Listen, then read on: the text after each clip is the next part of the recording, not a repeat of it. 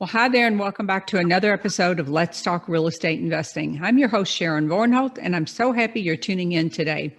My guest today is Colorado investor Jill Speth. This is Jill's second time on the podcast, so I'll be sure to link to her last show because that was really a good show. I met Jill originally when she took my probate course, Probate Investing Simplified. And today we're going to talk about probates, specifically about her latest probate deal. And I'm excited to talk about that. Jill is a registered nurse and a real estate investor who founded Colorado Solutions in 2009 during the financial crisis.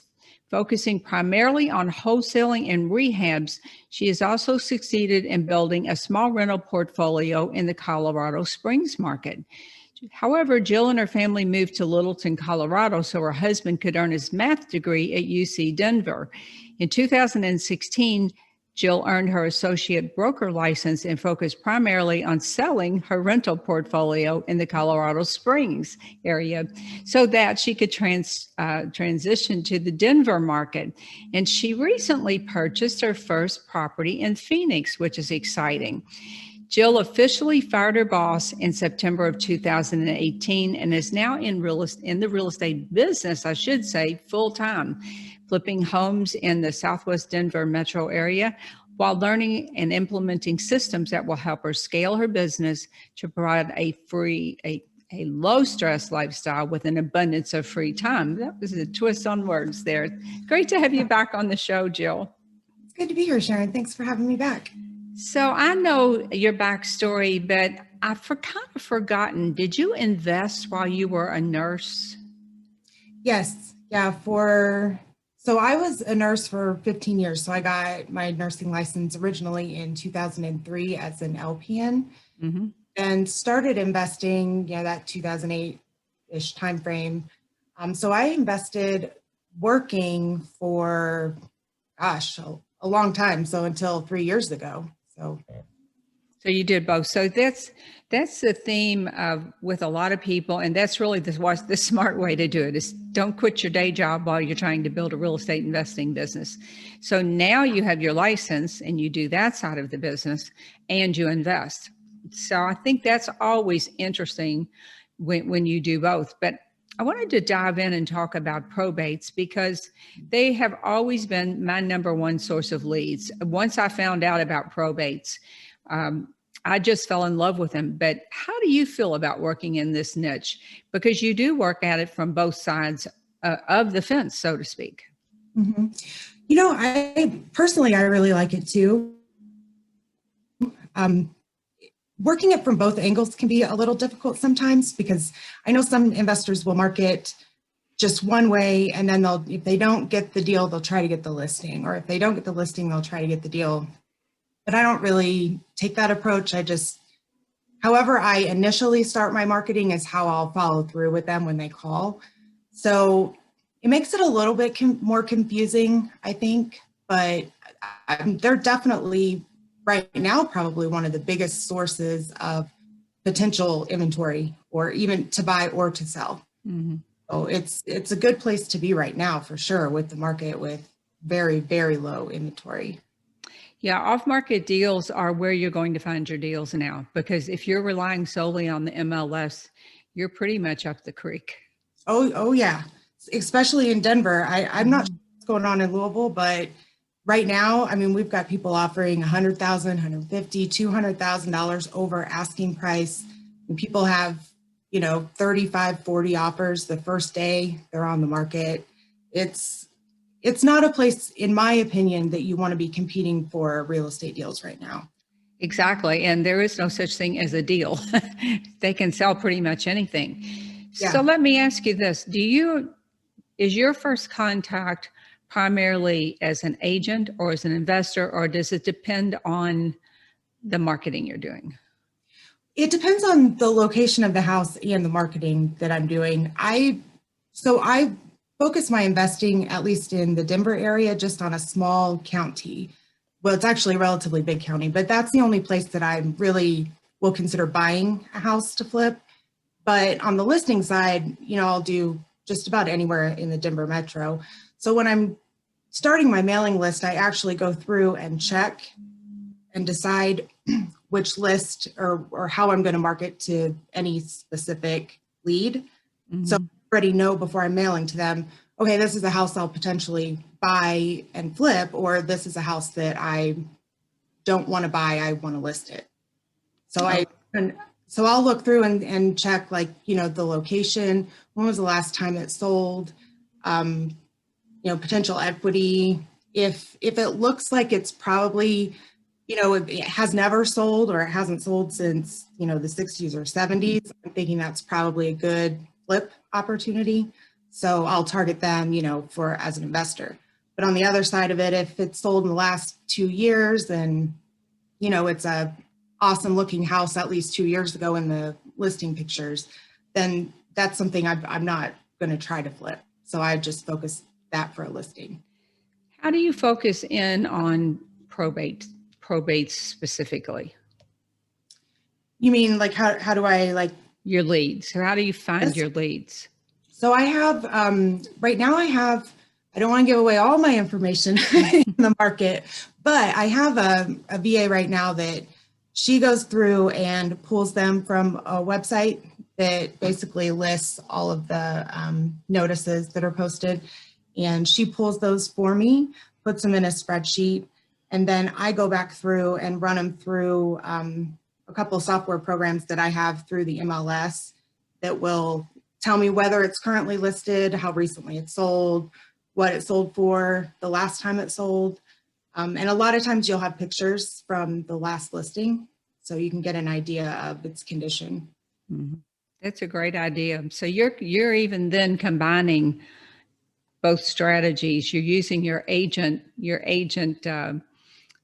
what should we say, automations or your software to vet a potential investor deal. So that's interesting. And that might be something people want to think about if they're thinking about, should I get my license or not?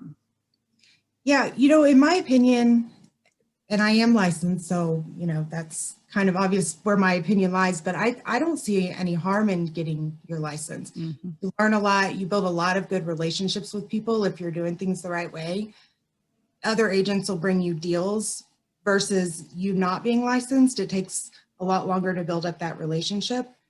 But I just haven't ran into any negatives at all having my license in real estate, only positives, other than, the extra fees, but it's one commission a year pays for all of it. So if you're going to buy one house a year, it's worth it. Okay, that's a great way to look at it. I like to look at things in terms of one great deal will pay for your marketing a year, or maybe two if you're doing a lot of marketing. But I like that.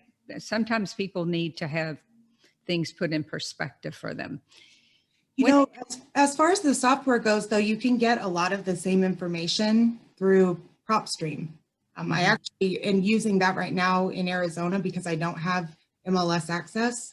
There's a lot of information there. It's not quite as accurate, but if you don't have your license, that's a good. But it's good enough. Mm-hmm. Now, when you are looking at these probate lists and you say these are potential agent deals, how do you sell yourself on to them as being the person that's best able to help them with that estate? Yeah, so with my initial marketing, I'm just using the letters that basically unchanged from how you present them. And I have, my contact information updated, my logo and stuff like that on there. But so that's my initial contact with them. And then once they reach out to me, I just am kind of filling out what, are they really interested in selling their house? Are they, just trying to get more information? What's their situation? What are they needing? Or as you put it pretty well, like what problems might they have that I can solve for them? I think a lot of people calling, though, automatically somewhat, obviously they have this property that they have to sell, and they, a family member just died and they're managing an estate. So most of them are not really in a good emotional state anyway when it comes to dealing with the property. Yeah. So that's a good way, I guess, to build rapport and kind of, create a little bit of an emotional connection with them by being sympathetic and stuff like that whenever you're talking with them. But I think the biggest aspect of that is identifying where they're having some problems and where you can solve them. Yeah. It's always about, people think we're in the house business, but I look at it as we're in really two businesses, the marketing business. You have to get good at marketing, but we're in the problem solving business. Definitely. And if you can do that, then you will be successful. And it'll be a win-win for everybody if you come at it from that vantage point. Definitely. Yeah. You shouldn't be as like you're just trying to go in and, get as much equity as you can. It should be win-win. Definitely. Exactly. I know one member of the alumni in the group, they got a special designation for probates and estates. Do you know, as an agent, is that available everywhere? Would that be something valuable? If you're going solely for listings, and I know who you're talking about, and I think she might be, I do think that would be a very valuable thing. But if you're mostly gearing toward the investment side of things, even with your license, I'm not sure that the knowledge base is good. I just don't think it's going to help you buy more deals. It definitely could help you get more listings, though, for sure. Yeah. So your focus is almost always on the list or on the investor side. Well, I've sort of changed gears a little bit since the market has gotten crazy. I'm focusing more on listings right now because in my market, if you are marketing to, a probate potential seller, they are getting at least 5 other letters, and they're smart enough to call all of them and have all of those investors come out and basically put a bid on a property the same way the MLS is doing. And that, for me, is not how I like to approach real estate. So if ever I'm in a multiple offer situation, I usually try to not pursue it. What I mean? That's me. That's not really how I like to about it. So I've actually focused more or solely right now on just the listing side of it because of that specific situation. Okay. Yeah, that's a good point that you make. One thing that I know seems to hold people back from probates is if you're dealing one-on-one with off-market deals, you're going to be dealing with sellers rather than talking with agents. I always think of the agent as the go-between person they do the hard stuff, the negotiating stuff that maybe some people don't want to do, but there's no getting around it. You need to be able to talk to sellers. And I think that is where you can really stand out, where your brand shines. I'm sitting here looking behind you at your wall with your branding back there. So anybody that watches this video should take note of that. So when Joe gets on a call with anyone like me today, if it's a video call, they've got nothing to do but look at that name above her head there. They'll never forget it, hopefully. Well, true. So, but when it comes to talking with sellers, your branding, I always say marketing's how you get your leads, but branding is why they choose you. So you've got to be mindful of that. And you have to, for some people at least, they have to come out of their comfort zone and be able to talk to sellers and talk about price, talk about the house and all of that. So I don't see you particularly as having a problem with that, but a lot of people have a problem with that. Well, I definitely have a problem with that. I don't think anybody I'll take, some people are relatively comfortable doing it, but I am not. And it took me, I think, 6 or 8 appointments to get that first listing with the probate side of it. On the selling side of it, I'm still not even comfortable going in and talking with sellers. I do it, and each time I get better, but it's still something that you have to work at. Practice, kind of think through different scenarios and what you might say, or something like that. But no, I'm definitely, I wouldn't consider myself good at it at all. But here's something I want to point out. You are a successful real estate investor. You've been successful as an agent, but you just do it. And you don't come across as not being confident, though. So to anyone listening to this, most people are not 100% confident. They just put on their big girl panties and stand up straight and go in and do it. Yeah. And you mess up and then you're like, okay, how could I have done that differently? Mm-hmm. And then hopefully you don't make that same mess up again on the next appointment. And then you just get better and better at it. Yeah. It's really one of those things that mentally it's hard to overcome and actually do it. But if you can just get through the first 2 or 3 appointments, then it's not as bad, I should say, you know, Yeah. you get better for sure. Practice makes perfect, and you do get more comfortable with it, even if I can't say I really like doing it. Now I have a nephew that is in sales, and that negotiation, that going in there, he calls it going in for the kill, getting he's getting the sale, but it could be applied to getting the deal. For some people, they love that, but that was never me. I would have preferred to have sent somebody really good and said, just bring it back here. You know, I'm really good at the marketing.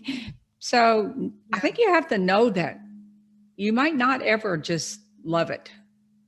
Definitely. It's just something you do. And then at some point you hire, you know, an acquisitions manager or something like that loves doing it and can go out and, you know, but at some point you have to get started to get to the point to hire somebody else to do it for you. So. Exactly. I was on a call earlier today, and she said something like, you can't learn to drive a parked car, or you can never learn to steer a parked car, something like that. You have to get in it and kind of figure it out as you go. Mm-hmm. So how many probate properties have you done now, Jill? So through the marketing, I've just done the one listing. However, just about every property I have bought in the last 3 years, with the exception of one, has been an estate or probate. So I don't think I've bought anything more than one from an actual individual seller who was actually a landlord.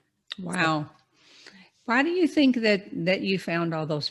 So they were listed, they were already listed? Yeah, all of them were listed. Yeah. I'm not sure. There's a designation in the MLS that tells you if a property's an estate, but that's not a criteria that I use. I think a lot of times those properties need more work than other properties. That's typically why I go and look at something. So.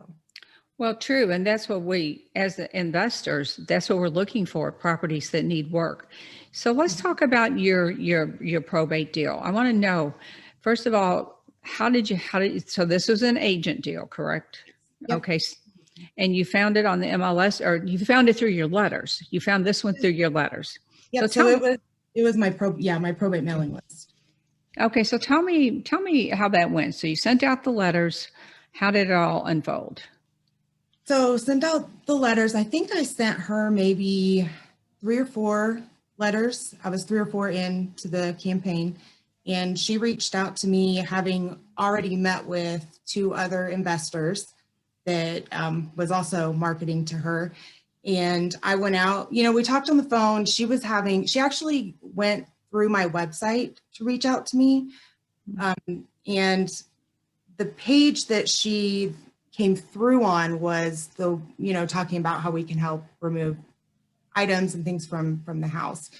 And when she called, it was obvious she was having a lot of problems with the stuff in the house. It was I think a 4,000 square foot condo, 4 bedroom, 3 bath, and it was full, completely full. So initially that was our first, kind of conversation, how we can help with that stuff. And I know that she had also talked to the investors that offer that same, type of service. But then in talking with her, running her CMA, when I went out for the meeting with her, just as an agent side, and this isn't a house that I ever would have bought for myself anyway, just because of the location that it was in. But I mean, it was pretty obvious that the value of the property was significantly more than what the investors were talking about potentially offering her, in their negotiations when they met with her. So she wanted to wait until she got those offers back before deciding whether or not to list the property or to just sell it and be done with it. Mm-hmm. In her case, if the offers from the investors would have come in a little bit higher, I do think she would have went that route, because I think she was really ready to just be done and walk away.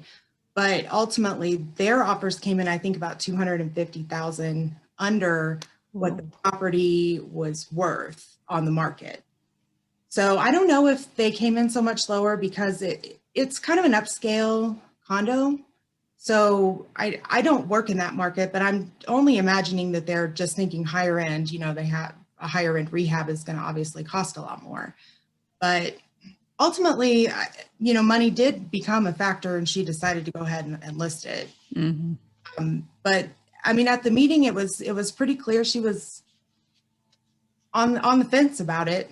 But I think the fact that I could offer her the same thing as far as solving her problems with the stuff in the house, and could also then potentially net her more money, I think that's ultimately, you know, why she decided to list it with me.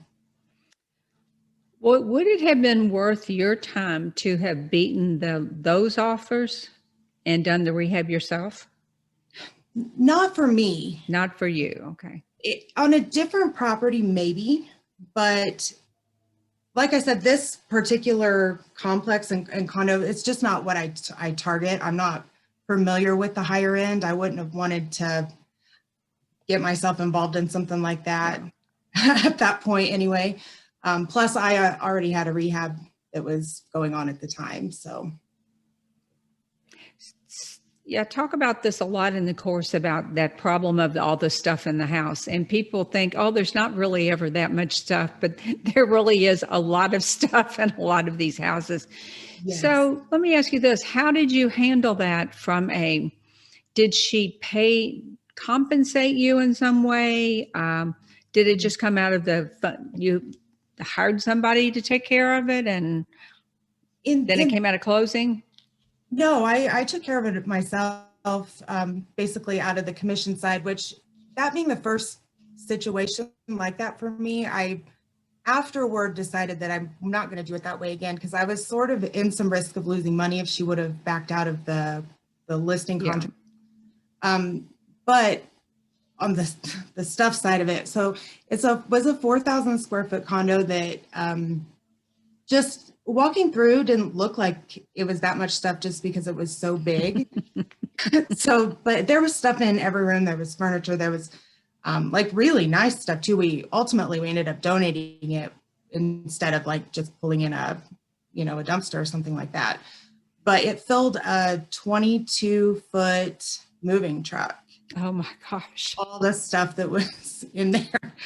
But I just hired my daughter's boyfriend and his friend. You know, they're young and strong. And so I just paid them a couple $100 to go in and rented a U-Haul. They moved it out. And then we took it to the ARC store, which is like the Goodwill. And they unloaded the truck for us. And that was that. It took about a half a day. Wow. She got a great deal, and we probably need to talk about not doing it that way again. Yeah, I definitely won't. I definitely won't do that way again on the side of it. But so her and I talked prior to, with that being me just kind of getting started listing property for other people, that I was going to be doing that for her in exchange for, an honest review online, because that's really important on the real side of things, to have that good internet presence. So we had that worked out prior to that. That's why and how that was going to work out. But I definitely won't do it that way again. Yeah, I mean, it all worked out for you. So we've all done things that we look back and go, I wouldn't do that again. I have protected myself a little better in the situation.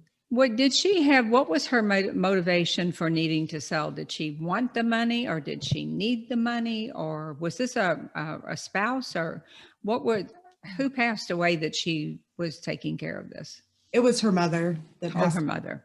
And she lives in the state, but she doesn't live near where, I mean, the property was essentially in downtown Denver area, and she lives, probably an hour away.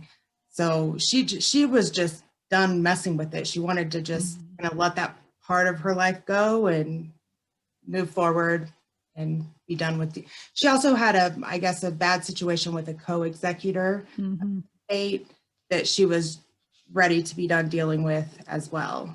So that was a lot of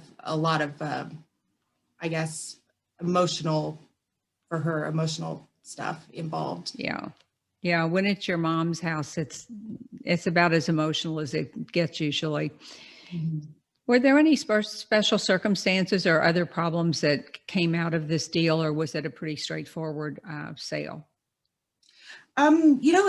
She wanted to list a little high, so the property did sit for a little while, but I mean, personally, I was okay with that because in this market, at least at that point in time, it was probably a good idea to start high and then come down a little bit. It was a slower time of year, but I mean, really, it was pretty straightforward. Ultimately, another investor bought it, so there I got going to hold it as a rental for a year or two and then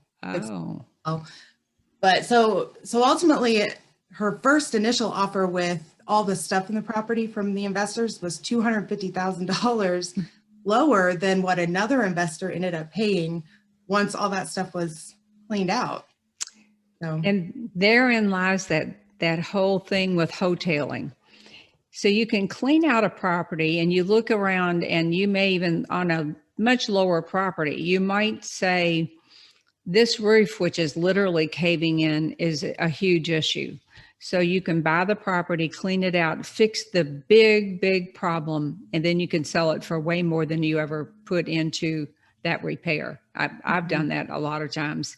There's something that turns people off so much that you just need to take care of that one or two things, and then you can get a whole lot more for the house.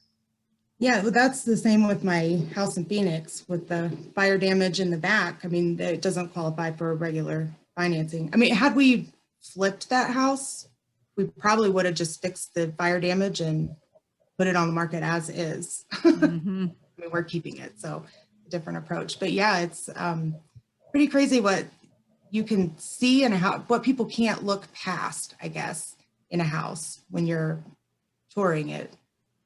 Yeah, it really is true. Not everyone is a visionary. I can see them empty and see them done, but that's not the case for probably the majority of the people. And I know you have the same skill. We can just see them done. And I have one daughter who says, I don't know how you do that. Just, because I'll say, what about doing this or putting this over here, like you're redoing the kitchen? She said, I cannot get that picture in my head, but I'm sure it'll be fine when you're done. My husband says that to me all the time. He's like, I see it, but I'm sure it'll look good. Yeah, that is funny. So let's talk for a second about off-market deals. You really like off-market deals, obviously. That's, if you're doing a deal, getting a real deal right now, that's about the only place you're getting them. If you can even find them off market right now. But yeah, they're not on the MLS for sure. You have to do marketing for off-market deals. You have to put yourself out there, and I know you've done a good job of that. And I know Jill will tell you, and I can tell you, it's not always the most comfortable thing you do, but you need to do it anyway. You can't be the best kept secret in town. But the thing about off-market deals, if you compare to the realtor side, I don't know how many realtors you have there, but here we have thousands. I'm sure you have more than us because you're a bigger area. And then you've got all the investors looking on the MLS. When you're doing marketing for whatever segment, whether it's probates or absentee owners or whatever, for off-market deals, you have competition, but way, way less competition. And this is where, like you heard Jill say, they went through her website. When you get your branding pieces together, that's when you can go out and you as an individual, it doesn't matter about the 1,000 people on the MLS anymore. It matters about who you are and how you show up. And you have such a huge, huge advantage. Wouldn't you agree with that? Absolutely. Absolutely. Because if you're coming across as professional and your branding is good, and these people are only being reached out to by a lot smaller number of people than like you're, comparing with the MLS, then if you can stand out from just those, handful of other people that you're competing with, it's a lot easier, number one, but then you're going to be like the clear and obvious choice as long as you're presenting yourself professionally and, know what you're saying. So, Well, and with probates, once you learn the lingo, once you learn about the process, it's no longer scary. So you can show up with confidence, even if you don't especially like making the offers to the sellers. You can still show up as an expert. You show up much more confidently than if you didn't have that knowledge. definitely. I mean, there's a lot of agents here that don't have that probate knowledge, that, I mean, that on top of the, the investors that maybe they'll stumble across one, but if you have this as your focus and you understand, like you're saying, the terminology, the process of it in your state, that you really do walk in there head and shoulders above everyone else, because they, for the most part, have a general idea of what probate is, but they don't really understand the process. And you can kind of identify with the people that way by actually having a conversation, like, where are you at in the process? Have you done this, that, and the other? What still needs to be done? If you know those things, even though you're still going to refer them to an attorney, you just come across as the expert. I mean, even just a couple of general questions, instead of avoiding it altogether, because you're nervous, they might ask you something you don't know. You're going to be doing something that the vast majority of people aren't doing. Yeah. So from the viewpoint of my course, would you say that it helped you to get the knowledge and the confidence that you've got today with probates? Absolutely. Yep. And then on my side of it, I also took a class through my broker for Colorado specific processes for probates. So once after taking your course, I had that general knowledge. It was a lot easier to understand what the differences are here in Colorado than, from other states and things like that. It was a really good, like, base knowledge. It doesn't seem like every state offers that. I wish they did, because there are state laws, and the probate process is pretty much standardized as far as the major parts go. Now, California is a whole different animal over there. They've got this whole thing going on over there with the appraisals and all that stuff. But once you take the basic knowledge, and then you have to understand that there are over 3,300 counties in the U.S. and every county is different. But at the state level, you'll have state laws and state rules. But I've talked to a lot of people across the country, and while there were minor nuances, the basic process itself is pretty much the same. How it goes is pretty much of a straight line process. Yeah, I would agree. I mean, after, at least for the stuff that I've learned for Colorado versus what is in your course, it's very similar. Mm-hmm. Well, Jill, thanks so much for coming on the show. That was obviously a win for you. I'm thinking about the prices in Colorado. So how much did you make on that deal? About $14,000. That's a nice little payday. And ultimately, once the house was cleaned out, I mean, you have to obviously do the listing side of it and follow up and keep track and represent the person well. But I mean, that part of it was not very much, in comparison to cleaning it up, yes. But yeah, it was definitely worth it. It paid for the course that I bought from you, plus it paid for my marketing for, at least 2 years. So it was a good deal, in my opinion. That's a great deal. Marketing for 2 years. Yeah.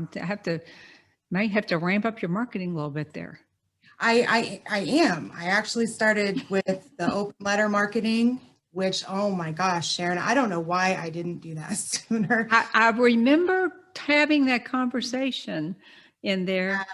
So I got my VA set up, got the list, that side of it going to free up my time. And then whenever I submit, so once I have the 200 names, I go in and set up all 6 letters and it's done for It's 6 months. done. I didn't realize that it was that Mhm. they just sent them all out and it was done. You just paid for them up front and then they just send them out every month. Yeah, and I'll tell people that don't know, this is my favorite company, Open Letter Marketing, and I love it because A, they do small batches, 200. Most companies charge you 2 arms and a leg to do anything under 1,000.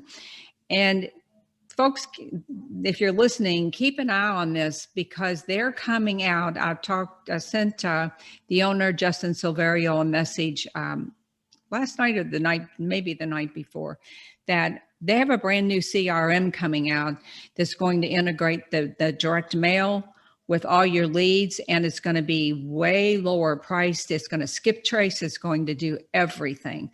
So we'll be talking about that when it finally comes out, but they are a great company. You should outsource your marketing and spend your time putting deals together. Yep, So, I agree with that. yeah. So, well, thanks again, Jill. What's the best way for folks to get in touch with you? Well, they can find me on my website, my realtor website, jillsellshousesfast.com, or my investor website, jillbuyshousesfast.com. Love those. I love those. And folks, if you want to learn more about probate investing and how you can add this lucrative niche to your business, you can check out my course, probateinvestingsimplified.com. And I'll put a link in the show notes. Thanks again to all the listeners who come out week after week. And please share this show and leave us a rating and a review on iTunes. It really does help people to find us, and I would really appreciate it.